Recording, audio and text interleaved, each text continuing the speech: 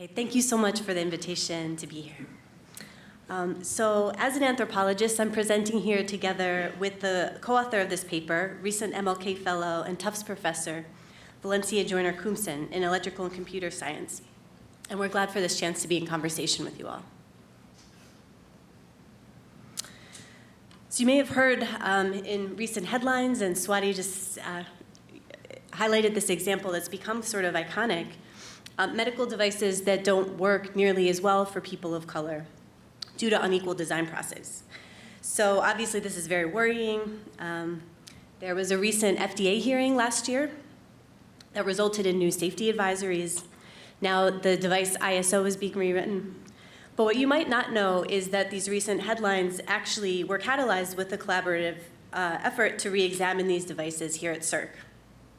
So today we wanted to start by sharing some of the context for that story, just to cover some of the alternatives now being imagined to create medical devices that could work more equitably, and this problem has not yet been fixed in hospitals.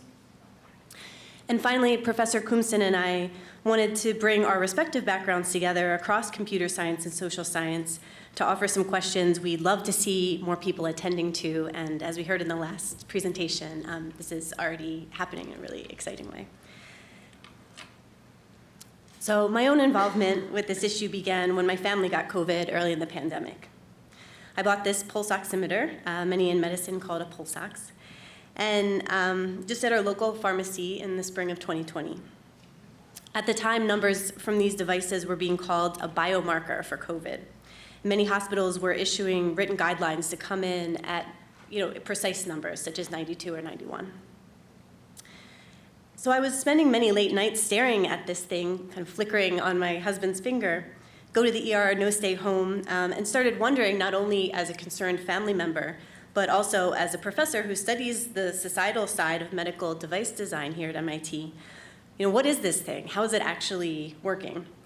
And I could see a red light glowing inside of it. So I started wondering how this device had managed to avoid the issues of racial biases that other light sensing devices, we always teach about in our classes here at MIT, were already known for.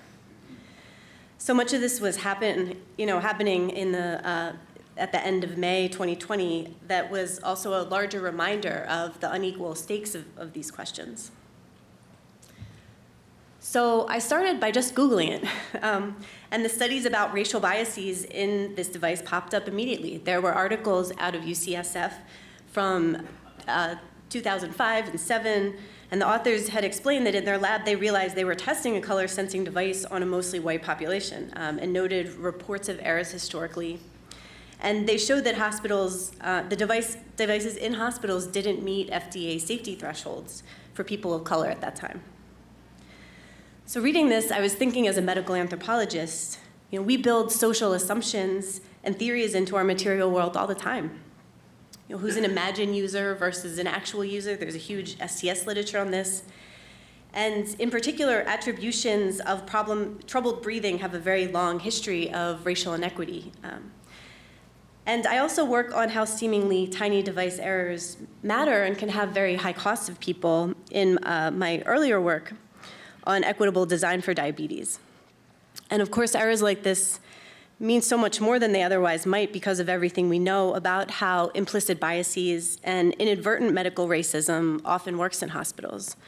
Black, Indigenous, and other people of color are already much more likely to have their distress go undertreated in so many areas of healthcare.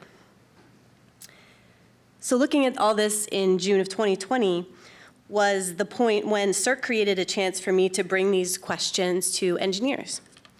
So a few of us got together. We were put in touch by the chair of the MIT Social and Ethical Responsibilities of Computing group at the time, including one of the then heads, Professor David Kaiser, who in addition to being an STS scholar is also a specialist in the history of physics, which is obviously very important for understanding the mechanics of a light sensing device. And we were able to have a conversation together with people who really understood the technical side of medical device design. In particular, Professor Brian Anthony, who has a lot of experience making optical devices.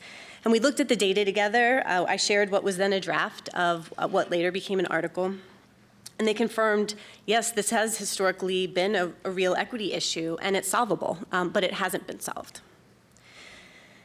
So to get into the more technical side of what they were able to help deepen my understanding of, which helped me explain the issue to the public in my writing later, the pulse ox reads out the color of your blood to assess oxygen saturation, looking at the shade of iron-containing hemoglobin. So you can see in these kind of cartoons, blood's a bit like a cooler blue color when desaturated, a bit warmer red when saturated. But what images like this don't show is all this is also passing through the color of our skin and tissues, which very differently absorb light from LEDs, among other things, depending in part on melanin and other chromophores in the skin, which is why diversity and safety testing groups and calibration matters so much. And I'll always appreciate what a difference SERC made and how the story unfolded from there. Because when we went to publish about this, it didn't take long to learn that asking the questions we were discussing really went against medical consensus at the time, actually. So for example, New York Times offered me a contract and then ended up pulling the story the day before publication because some of the leading doctors in the world blocked it. They told the editors these errors couldn't possibly matter, or they'd already know about it.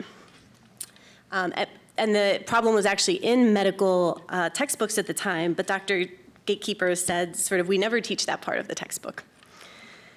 But those conversations at SERC gave me the courage to kind of stick with trying to ask questions outside the box because I'd had opportunities to talk with engineers making devices directly, which many doctors don't necessarily have that chance. And my anthropology and STS training to draw on of how many times the medical consensus of a particular era, when we look back on it, seems wildly wrong.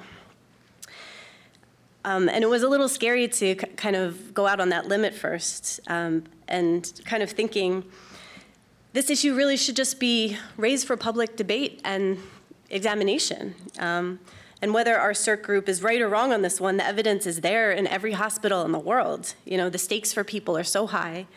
So let's take the leap and kind of push here. Maybe a doctor will find this and look at the data in their hospital more closely. And that was what happened. So a few months later, the first doctors who looked at a huge data set across various hospitals in the Michigan area found that oximetry errors were 3 times more common for Black patients and affected about 12% of their Black patients severely enough to change the way their care was clinically managed.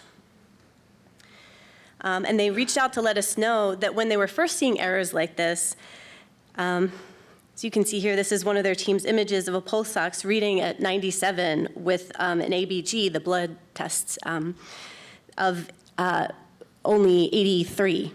So, you know, a 14-point discrepancy, that's huge. And they thought at first it was a COVID thing, but they couldn't figure out some way that it made sense.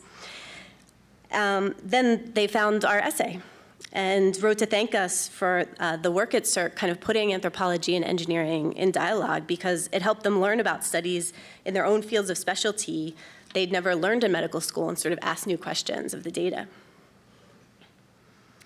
So here's a quick visual of that blood test called an ABG, an arterial blood gas test, that this data is using to check the optical sensor's accuracy. And a few more slides just summarizing the data from this Michigan team. But to think, here we are in the age of personalized medicine. This is one of the most important devices kind of positioned to gatekeep what sorts of interventions, including oxygen, admission to an ICU, that people will receive. And the errors were serious enough to put 16% of Black patients in the category for no clinical treatment when they, in fact, did need treatment. So, to just think of a device that only has 84% accuracy for Black patients, it, just isn't acceptable. It also continues, so these errors also exceed federal safety guidelines still today, set by the FDA.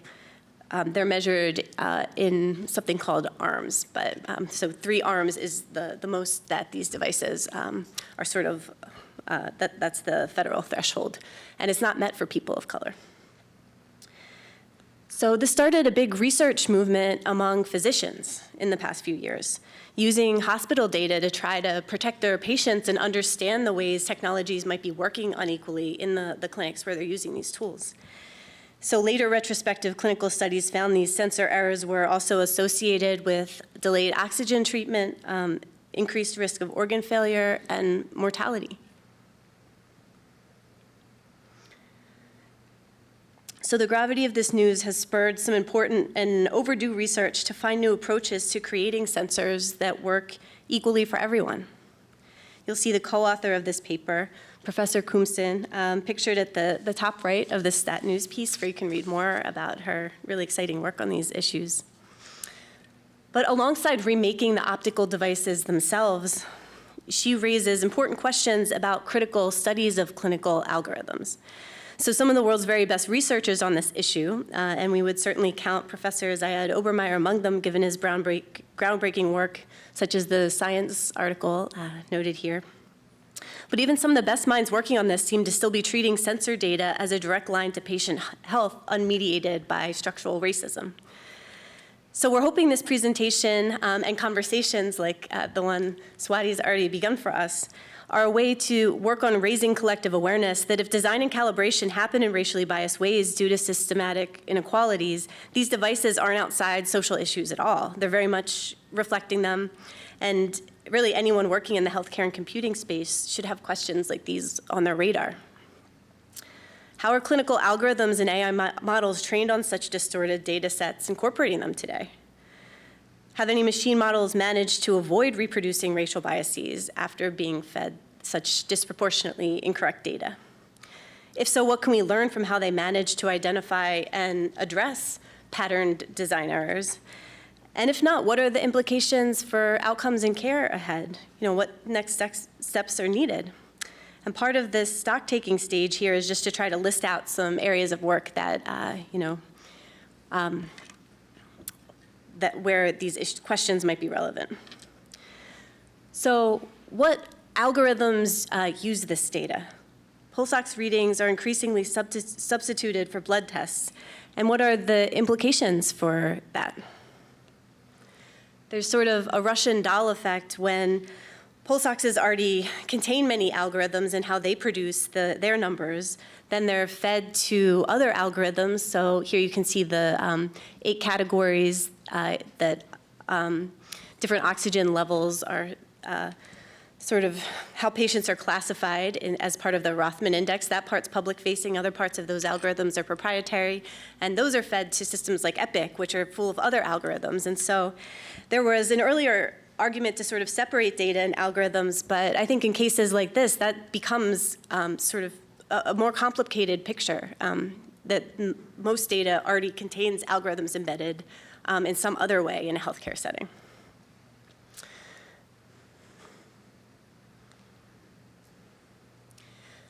And then to think about some of the patterns that physicians have brought to our attention. What will machines make of the fact that certain subsets of patient populations are deteriorating more rapidly, on a population level through processes like this? What other conditions? So beyond oxygen administration alone, pulse ox is used as a diagnostic. So Professor Koomson is working on this question of congenital heart defects. Pulse ox is often positioned as the only screening for a newborn baby. And so it's especially concerning that these errors have now been found also among children and newborns, these device errors. What other devices? So there are certain infrared thermometers that also use optical sensing that can work unequally. And many new devices about to be released, like ventilators meant to replace physician-in-the-loop models with closed-loop models. Many of these devices optimize their setting using AI, but they're tethered to the direct input of pulse oximeters. So the 3 signals mentioned here, SpO2, which is the pulse ox, the pleth variability index, and the perfusion index, actually all 3 of those are measured by the pulse ox, and all 3 of those are subject to these disproportionate errors. So I think it really might take black box audits in certain cases to know, with a discrepancy of 4 or even 14, which is less common but very worrying points like we saw earlier, what does that do to the settings of a ventilator?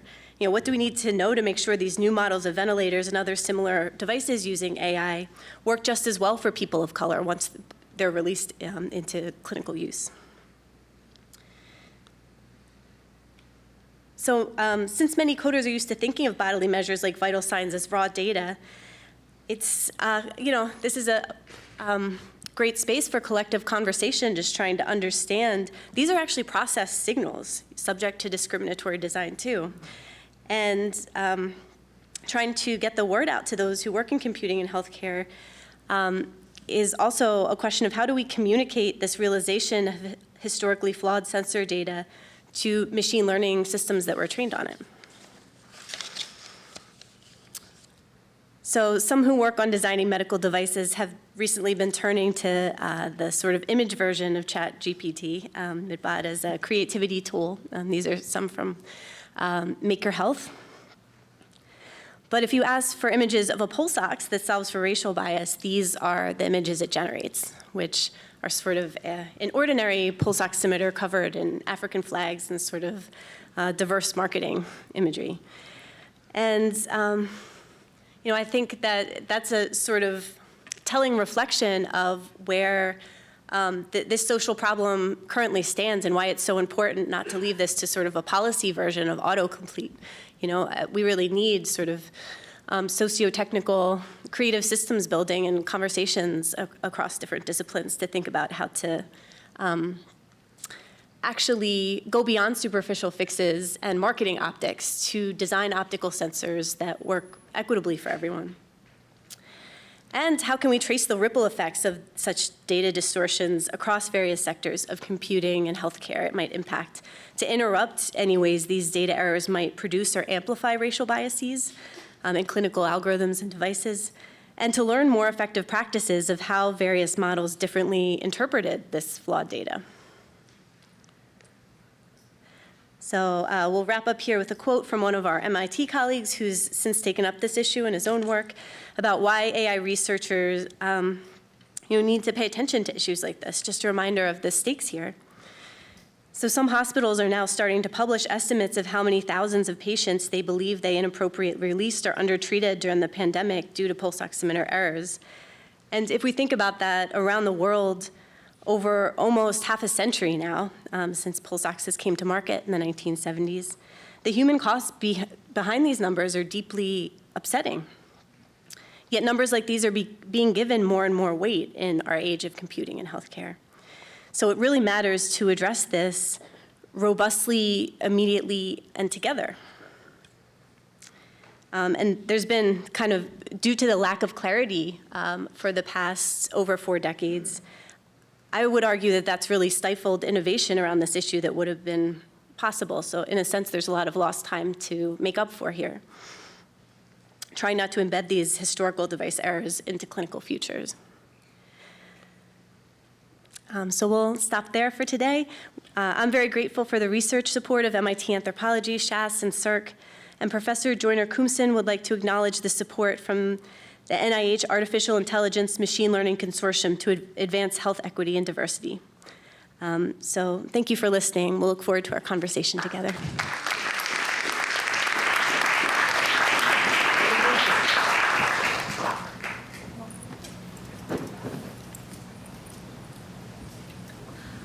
Thank you very much for your work. It has a very direct effect on my family, and it keeps me up at night. I know that one of the things you found in your research is that the early versions of pulse oximeters developed actually did solve this problem, that they were specifically designed to avoid racial bias as well as gender bias and age and disability bias, and that we have quite literally moved away with that in our technological development. Are there lessons we can draw from that process that can help us today with the next steps? Yeah, thank you. That's such a great question. So the model that was being referenced there was created by Hewlett-Packard in their work in collaboration with NASA in the 1960s and 70s. It wasn't a pulse ox, it was an oximeter that worked through a different mechanism that didn't involve pulse. And the device used 8 wavelengths of light instead of just 2, which was one part of why it worked better across skin tones. But it could also be calibrated for each particular patient using a light reading of a drop of blood if you were worried the default settings weren't working for a particular person, rather than needing an ABG, could do just a kind of glucose test size drop of blood. To me, so recently someone reached out who used to work at the Hewlett-Packard center that created that model right nearby in Waltham to let me know that Hewlett-Packard didn't just test their model to make sure it worked equitably for everyone, but they incorporated 248 Black volunteers into their recruitment process for safety testing, which is 246 more than the FDA currently requires for our models in hospitals. But this person who used to work with Hewlett-Packard, and this is what I love about anthropology and oral histories and kind of why bringing interviews and stories back into knowledge about these lost technologies can be important. He told me these devices weren't just tested on more diverse groups. It was actually designed by a Black engineer. And to me, that really speaks to the question of what lessons can we take away from this is, making sure to prioritize people who are, as they say in STS, at the table and not just on the table. The question of who's in test groups, but also who's designing these devices, they're inseparable. And so I'm really excited to see the responses that have been generated by Black engineers, including Professor Koomson, to address these issues because they're able to draw from the lived experience as well as their background in computer science and medical device design. And so I hope to see more of that. And for me, that's a key takeaway from that history. Thank you for the question. Thank you very much, Amy.